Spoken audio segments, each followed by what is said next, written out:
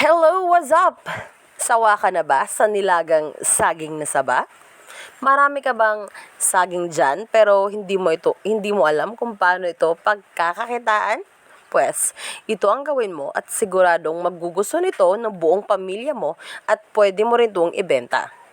Maghanda ka ng 6 na pirasong saging na saba. Siguro nagtatanong kayo kung anong klaseng saba itong ginamit ko. Variety din ito siya ng saba, at ito lang yung available, kaya itong ginamit ko. Siyempre, binalatan ko, nilublob ko sa tubig, hinugasan ko, at nag-prepare na rin ako ng mga lalagyan. At flex ko lang itong shredder namin na DIY lang. Kung wala kang shredder sa bahay, pwede kang gumawa. Lata lang to na sardinas, kinat namin sa gitna, binutasan namin gamit ang pako, at tcharan, ayan na. Ginayat ko lang yan ng maigi. At ayan, madali lang siyang nidnirin. Sa amin kasi sa Bisaya, nidnid yung tawag dyan. Hindi ko alam kung anong Tagalog dyan.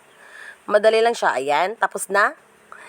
At i-add natin yung 1/4 cup na harina, 1/4 cup na asukal, at halo-haluin.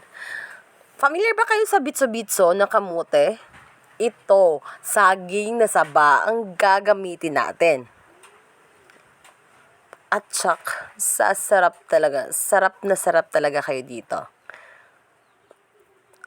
Halo-haluin lang natin ang maigi. At kapag ganito yung consistency niya, okay na yan. Sa mainit na kawali, maglagay tayo ng mantika. Painitin at ayan na. Ite-testing natin kung mainit na talaga yung mantika.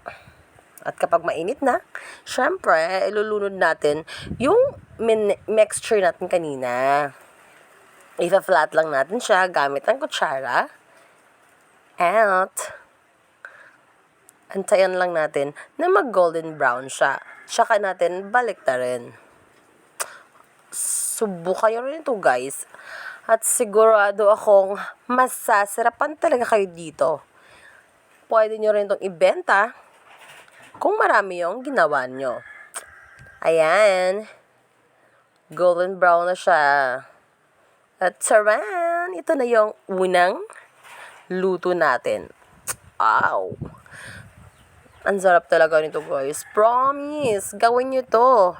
At sigurado akong mapapasaba kayo sa kainan. Medyo matigas lang siya, ha? Pero worth it talaga siya. Sulit. Ang sarap. At 3 ingredients lang. Saging na saba, harina, at asukal. Yun lang yung gagamitin mo. Wala ka ng ibang idadagdag pa. At ayan. Wow, ang sarap. Pwede mo itong ipare sa juice na malamig. Pang merienda. Sa tanghali. Lalo't lalo na kayong init-init ng panahon. Yan.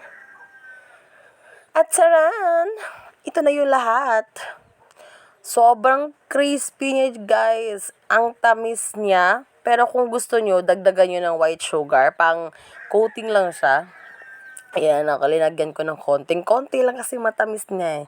Kasi may ito na yung sugar na niluto siya. natin kanina. So, Kaya tikman na ayan, natin.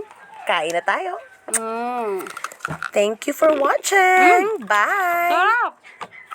Actually, first time ko lang ginawa. And nagulat ako. Ang sarap-sarap. Crispy siya. Ang sarap. So, ano pang hinihintay nyo? Gawin nyo rin ito sa saging na saba. Pwedeng pang pakitaan, pwedeng pang negosyo. Sarap. Nilagyan ko siya na na puting asukal. Pero optional lang to.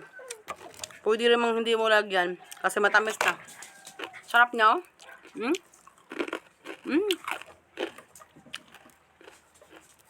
First time ko itong ginawa. At ang sarap-sarap niya. Promise.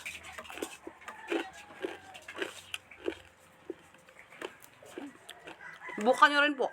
Ito, dami.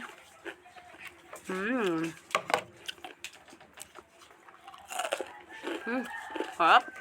Kain po tayo.